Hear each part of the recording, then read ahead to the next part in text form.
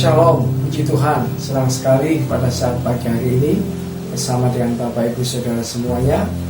Kita masih dalam suasana Paskah dan renungan firman Tuhan hari ini, Yesus pengharapan sejati.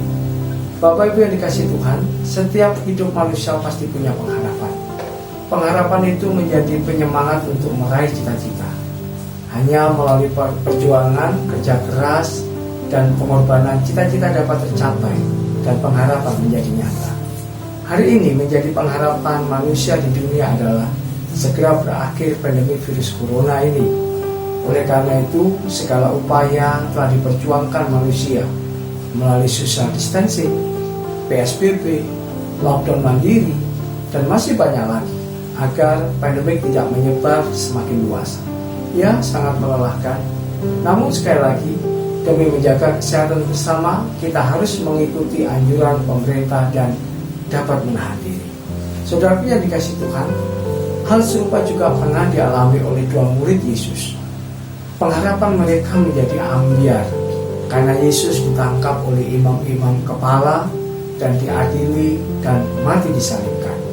Mereka sedih, mereka pupus harapan, mereka kehilangan orang yang dicintai. Tetapi saat itu Yesus sudah bangkit. Bahkan Yesus bercakap-cakap bersama mereka di jalan menuju ke Emmaus.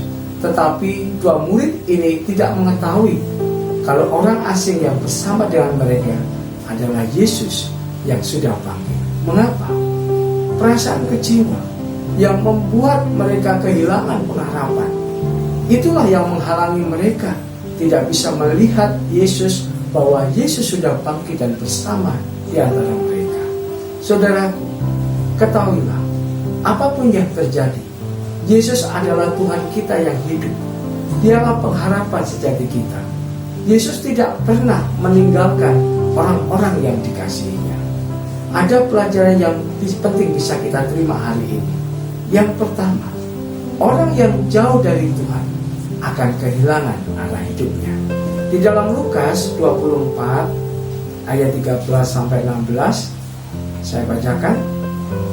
Pada hari itu juga dua orang dari murid-murid Yesus pergi ke sebuah kampung bernama Emmaus yang terletak kira-kira 7 mil jauhnya dari Yerusalem, dan mereka bercakap-cakap tentang segala sesuatu yang telah terjadi. Ketika mereka sedang bercakap-cakap dan bertukar pikiran, datanglah Yesus sendiri mendekati mereka, lalu berjalan bersama-sama dengan mereka. Tetapi ada sesuatu yang menghalangi mata mereka, sehingga mereka tidak dapat mengenal Dia. Perlu kita ketahui, jarak kota Yerusalem ke kota Emmaus adalah 7 mil atau 11 km. Emmaus terletak di sebelah barat kota Yerusalem. Ketika dua murid ini meninggalkan Yerusalem dan menuju ke Emmaus, itu berarti mereka berjalan menuju matahari terbenam, di mana mereka menyongsong kegelapan hari. Padahal Yesus pernah berpesan supaya murid-murid tidak meninggalkan Yerusalem sebelum janji Tuhan digenapi, yaitu pencurahan Roh Kudus. Sungguh ironi, dua murid ini justru sepakat untuk meninggalkan Yerusalem dan pergi ke Emmaus. Itu berarti mereka telah mengabaikan pesan Yesus dan mengambil keputusan sendiri untuk meninggalkan persekutuan dengan murid-murid Tuhan yang lain. Mereka memilih ke jalan kegelapan yang tidak tentu arah. Saudaraku yang dikasihi Tuhan, jangan pernah kita tinggalkan Yerusalem kita. Yerusalem itu adalah tempat persekutuan kita bersama dengan Tuhan dan sesama. Ketika kita meninggalkan Yerusalem, yang kita temukan adalah jalan yang menuju kegelapan. Dan kegelapan itulah yang menghalangi pandangan kita melihat kebesaran Tuhan. Kegelapan itulah yang menutup kuasa Tuhan. Kegelapan itu yang menghalangi mujizat Tuhan terjadi atas kita. Firman Tuhan katakan, dahulu kamu adalah anak kegelapan, tetapi sekarang kamu adalah terang di dalam Tuhan. Sebab itu, hiduplah sebagai anak-anak terang, karena terang hanya berbuahkan kebaikan dan keadilan dan kebenaran. Saudaraku, jika kita merasa sebagai anak-anak terang, maka hiduplah seturut perintah Tuhan dan nikmati persekutuan dengan Tuhan, meskipun dalam segala keadaan yang sangat terbatas, supaya hidup kita tidak kesasar dari jalan Tuhan. Yang kedua, hidup orang yang dekat dengan Tuhan akan menemukan tujuan hidup. Dalam Lukas pasal 24 ayat 30 dan 31 dikatakan, waktu ia duduk makan dengan mereka, ia mengambil roti, mengucap berkat, lalu memecah-mecahkannya dengan memberikannya kepada mereka. Ketika itu terbukalah mata mereka, dan mereka pun mengenal dia, tetapi ia lenyap dari tengah-tengah mereka. Perbuatan yang tidak pernah asing bagi murid-murid Yesus adalah ketika Yesus mengambil roti, mengucap berkat, dan memecah-mecahkannya dan dibagikan kepada murid-murid.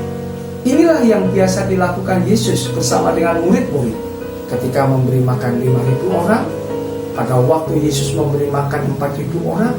Bahkan hal yang sama juga dilakukan Yesus pada saat perjamuan terakhir sebelum Yesus ditangkap. Hanya orang-orang yang dekat dengan Yesus akan tahu kebiasaan yang Yesus lakukan.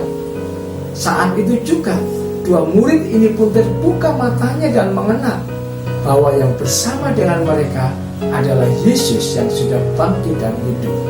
Saudaraku yang dikasihi Tuhan, sejauh mana hubungan kita dengan Yesus? Hanya orang-orang yang dekat dengan Dia akan mengenalnya dan pasti menemukan tujuan hidup dalam dirinya. Tujuan hidup itu adalah memperoleh keselamatan dan hidup kekal bersama dengan Allah dalam kerajaan surga. Tetapi secara nyata, tujuan hidup orang percaya adalah hidup kita di dunia harus menjadi berkat bagi banyak orang. Ketahuilah, hari ini bangsa kita membutuhkan kerjasama dan kesadaran masyarakat untuk menanggulangi pandemik virus corona dengan cara ikutilah anjuran pemerintah, taati aturan PSBB, sementara waktu tahan diri, jangan pergi kemana-mana, dan jangan kita memaksakan diri untuk keluar tanpa tujuan yang pasti, dan terus jagalah kesehatan. Hal itu yang kita lakukan, maka kita sudah seturut membantu meringankan beban pemerintah, dan hidup kita akan menjadi berkat tentunya bagi banyak orang. Dan itulah tujuan hidup orang percaya di bumi, menjadi berkat dan memuliakan nama Tuhan. Puji Tuhan. Saudaraku yang dikasihi Tuhan, percayalah Tuhan kita sudah bangkit dan hidup, bahwa di dalam Dia ada harapan yang pasti. Bangun terus hubunganmu dengan Tuhan dan temukan tujuan hidupmu. Jadilah berkat bagi Tuhan dan sesama. Haleluya, haleluya, Immanuel. Kita tundukkan kepala dan kita berdoa. Terima kasih Tuhan, hari ini kami sudah mendengarkan firman. Kami percaya bahwa firman-Mu menjadi rema yang menguatkan iman kami. Kami mau hidup bersama dengan Engkau, dan kami percaya bahwa Tuhan memberikan tujuan hidup yang pasti. Kiranya jadikanlah berkat hidup kami untuk pekerjaan Tuhan, untuk sesama. Di dalam nama Tuhan Yesus Kristus kami sudah berdoa.